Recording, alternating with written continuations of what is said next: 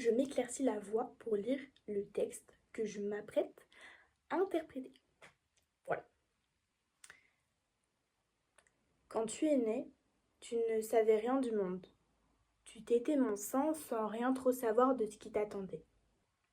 Je t'ai élevé dans un monde de faits, d'informations, de stimulation, de consommation malgré moi et, contre mon gré, tu es devenue celle que je redoutais que tu deviennes. Les souvenirs chers à mon cœur de nos premières balades dans le quartier de Montmartre ont rapidement été balayés par tes premiers amours, par ta colère, ton silence, ton incompréhension. On t'a appris comment penser, comment te tenir, quoi dire et quoi taire. Et moi, je n'ai pas su voir que tu voulais fuir qui j'étais, qui tu étais. Comme si tu cherchais ailleurs quelque chose de plus beau, de plus sacré que ce que tu as vite nommé morosité. Parce que quand tu regardais autour de toi, la vie des autres était meilleure, plus intéressante. Le monde dans lequel je t'ai enfanté, et moi aussi d'ailleurs, ont échoué à t'apprendre que parfois, trop savoir, c'est s'éloigner de ses propres racines, de soi. On t'a appris que le corps d'une fille allait se transformer, devait être séduisant à mesure que tu allais grandir. On a dit qu'il fallait te surveiller, te contrôler, te contenir. Moi, je n'ai pas compris que tu voulais grandir. Je n'ai pas voulu comprendre que tu ne me croyais plus quand je te parlais vivement de tes bonnes notes et à quel point j'étais fière de toi. Tu haussais les sourcils et tu disais « je sais », comme si savoir suffisait à être heureuse, à exister. Tu m'as vue comme un monstre dès ton entrée au lycée en 2000. Je me souviens d'un soir, un soir de février je crois, tu m'as balancé cette phrase à la gueule sur un ton qui ne te ressemblait pas. Maman, t'as pas honte de faire semblant? De quoi? D'être heureuse. Je n'ai rien répondu, mais je ne m'en suis jamais remise. Puis tu t'es mise à pleurer, comme si tu avais réalisé quelque chose dont je ne comprenais pas la portée, la symbolique. Je n'ai jamais questionné ma condition, tu sais. Je n'ai pas eu trop le choix, je crois. Ce que j'ai compris, c'est que la quête du bonheur et d'amélioration constante de tes capacités auxquelles tu te soumettais était destructrice. Tu voulais réussir et pour réussir, il fallait mépriser. Ceux qui n'avaient rien, ceux qui venaient d'en bas, ceux qui ne lisaient pas, ceux qui disaient des vérités bancales sans trop de diplômes, ceux qui fumaient des joints en touchant le RSA comme on en voyait souvent à la télé. Télé que tu as d'ailleurs vite désertée pour tes podcasts, tes livres, tes manuels, qui ne parlaient pourtant pas de toi, de ceux qui n'étaient rien. Tu pensais que ce mépris te donnerait plus de valeur, que c'était le prix du mérite. À tes yeux, je n'avais pas seulement rien, je n'étais rien.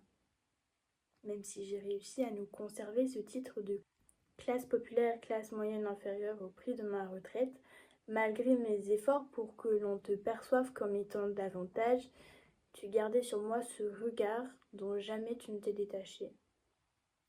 J'étais sale, pauvre, minable. Je ne faisais pas attention à ce que je cuisinais, je me levais à midi les week-ends pour récupérer, je ne prenais pas soin de moi. En quelque sorte, je m'effaçais. Si c'était ma façon d'être heureuse, je t'écoutais citer Bourdieu, Durkheim et d'autres guignols dont j'ai oublié le nom. Pardonne-moi de ne pas avoir tout pu t'enseigner, de ne pas avoir eu les réponses à tes questions les plus simples. Moi, ma vie, c'était celle d'une femme décrépite qui faisait apparemment pitié, qui avait quitté l'école après que son père se soit foutu en l'air pour aider sa maman à s'occuper de C et de D.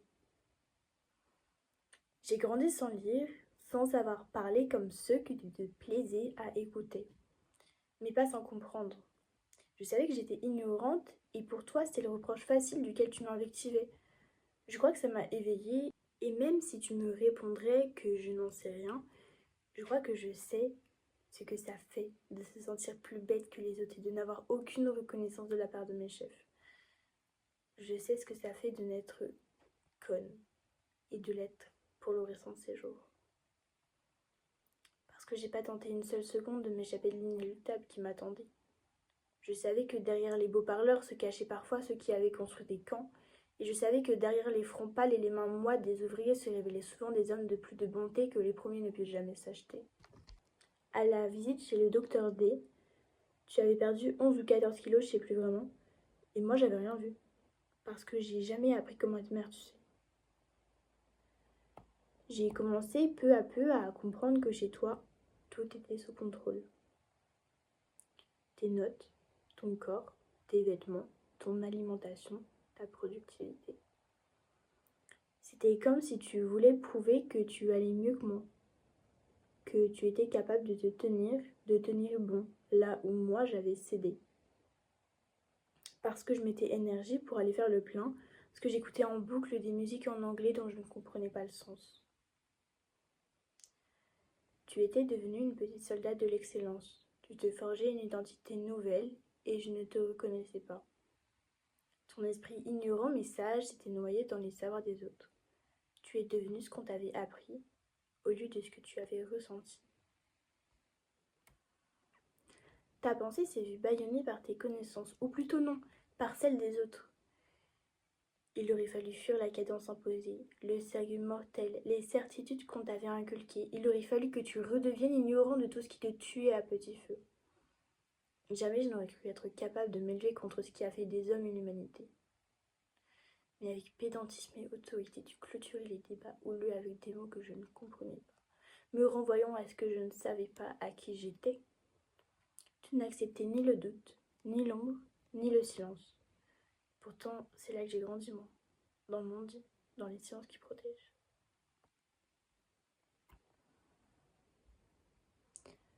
Tu t'étais éloigné de toi, de l'enfant que tu étais. Avec stupidité, je pensais que ce souffle qui, en faveur de ce moment fragile où l'on commence à ne plus trop croire ce que l'on a appris, viendrait ébranler toutes tes croyances destructrices. Il n'est jamais venu. Ta remise en question fut la mienne. Plus rien ne t'étonnait, tu étais sans émotion. T'étais apprentissage, productivité, rapidité, mais pas celle à qui j'avais donné la vie avec tant de joie et de peur. Parce que, fasciné par ta propre intelligence, tu pensais que tout cela durerait. On est englué dans cette chose qu'est l'illusion du savoir. Tu sais, cette illusion brillante et triste qui dit que tout peut s'expliquer, que tout peut se maîtriser. Il aurait fallu qu'on t'impose de désapprendre pour être toi. On croit souvent que savoir nous rapproche de la vérité, alors que ça nous a éloignés. Il faudrait s'autoriser à ne pas comprendre. Même si c'est un peu tard, sache que je t'aime. J'aurais aimé que tu saches que ce que j'ignorais, c'était justement ce qui m'a permis de t'aimer inconditionnellement. Ta mère. Ainsi, l'ignorance est-elle honnie de tous les puissants, de tous ceux qui savent, toutes celles et ceux qui, à un moment dans leur vie, se sont vus gratifiés pour leurs compétences, leur savoir. L'ignorance, de plus en plus de nos jours, se voit disqualifiée, jetée aux marges. On a utilisé l'ignorance pour justifier la débilité de certains. On a instrumentalisé ce mot-concept pour justifier les crimes, l'insolence, la violence, sans jamais trop savoir de quoi on parlait. On lui met sur le dos tous les mots, mais c'est de mots dont on a besoin. Et jamais interroger ceux que le savoir a rendu sourds, on a ignoré ceux qui se taisaient de honte. Le problème, ce n'est pas de ne pas savoir, c'est de croire qu'on sait tout du monde et qui nous entoure. À force d'entendre que le problème, c'est l'ignorance, on en oublie les gens pleins de bonté, de finesse et de justesse croisés ici ou là, qui étaient pourtant sans diplôme, sans grandes écoles sur leur CV, voire sans CV tout court, qui étaient en bas de l'échelle s'ils y étaient encore.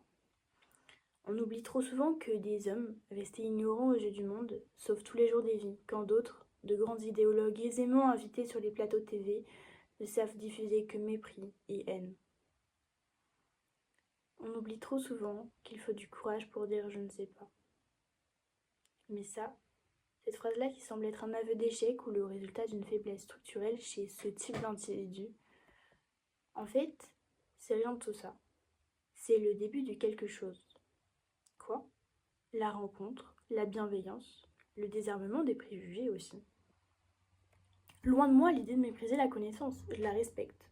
Quand elle est vivante, vibrante, quand elle ne se prend pas pour un absolu, pourquoi en faire une critique? Mais quand elle devient pouvoir, domination, suffisance, alors cette même connaissance devient pour ceux qui la maîtrisent une arme à même de détruire, dominer, proscrire, changer la connaissance en quelque chose d'indiscutable, d'inviolable, qui bloque la route au lieu de paver un chemin. Dans ce monde où parler bien et penser le plus vite possible devient nécessité, l'ignorance véritable devient un acte de résistance. Ne pas savoir, c'est laisser une place à l'autre. C'est dire « je ne te comprends pas encore, mais je suis là ». C'est dire « je ne saisis pas tout, mais je veux écouter ». Et dans cet instant, on se rend compte que l'éducation n'a pas suffi à tout résoudre. Parce qu'on a mis des mots savants sur des douleurs anciennes.